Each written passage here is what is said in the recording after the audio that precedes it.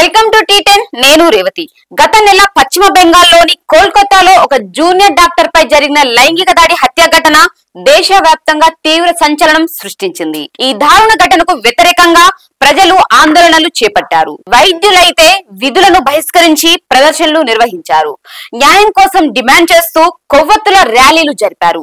కఠిన చర్యలకు డిమాండ్ చేశారు। ఇలాంటి ఘటనలకు వ్యతిరేకంగా దేశవ్యాప్తంగా పెద్ద ఎత్తున ఆందోళనలు జరుగుతున్నా ఫోన్ వీడియోలను పొందాలన్న కొందరు నెటిజన్ల తీరులో మాత్రం ఎలాంటి మార్పు కనబడడం లేదు। దేశంలో లైంగిక దాడి ఘటనలు ఏవైనా సంభవిస్తే చాలు సదరు ఘటనకు సంబంధించిన వీడియోల కోసం ఇంటర్నెట్లలో సెర్చ్ చేయడం అలవాటుగా మారిపోతున్నది। కొందరు దుర్మార్గులైతే ఆ ఘటనలకు సంబంధించిన వీడియోలతో పాటు ఇతర లైంగిక దాడి దృశ్యాలు ఫోన్ వీడియోలు అమ్మకానికి ఉన్నాయంటూ సామాజిక మాధ్యమాలలో సందేశాలు పంపుతున్నారు।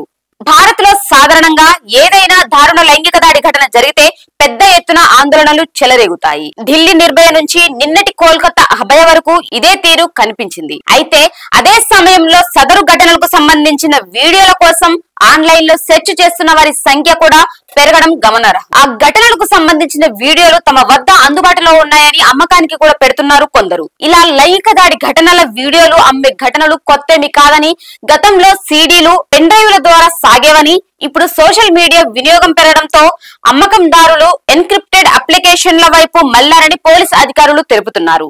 ఒక్కసారిగా సదరు వీడియోలు ఆన్లైన్ లో విడుదలైతే వాటికి అదుపు అనేది ఉండదని, ప్రస్తుత సోషల్ మీడియా ప్రపంచంలో వీటికి అడ్డుకట్ట వేయడం చాలా కష్టమని కొందరు టెక్ నిపుణులు అంటున్నారు। ఒక సైట్ ను బ్లాక్ చేసినా మరొక రూపంలో వీడియోలు బయటకు వస్తున్నాయని చెప్తున్నారు। దీంతో వీడియోలు కావాలనుకునే వారు ఆన్లైన్ లో పేమెంట్ చేసి సోషల్ మీడియా యాప్ల ద్వారా వీడియో కంటెంట్ ను అందుకుంటున్నారని తెలుపుతున్నారు।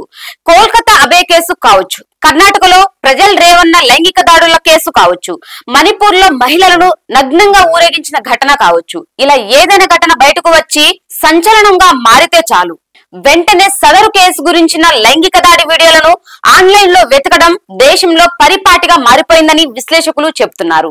అయితే ఇలా ఆన్లైన్ లో సదరు వీడియోలను పొందాలనే కుతూహలం ప్రజల్లో పెరిగిపోవటం రెండు విధాలుగా ఉంటుందని మానసిక నిపుణులు చెప్తున్నారు।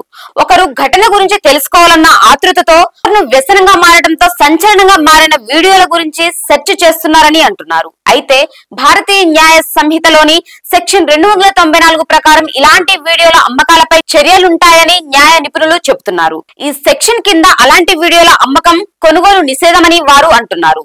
అయితే కొన్ని సోషల్ మీడియా యాప్ల ఆధారంగా ఈ వీడియోల అమ్మకం జరుగుతున్నదని, దీంతో అమ్మకానికి పెట్టిన వ్యక్తులను ట్రాక్ చేయడం కష్టంగా మారుతుందని కొందరు టెక్ నిపుణులు చెప్తున్నారు। లైంగిక దాడి ఘటనలకు సంబంధించిన వీడియోలు వాస్తవికమైనవని చెప్పలేమని కూడా వారు అంటున్నారు। ఇది ఇవాల్టి న్యూస్, చూస్తూనే ఉండండి టీ10।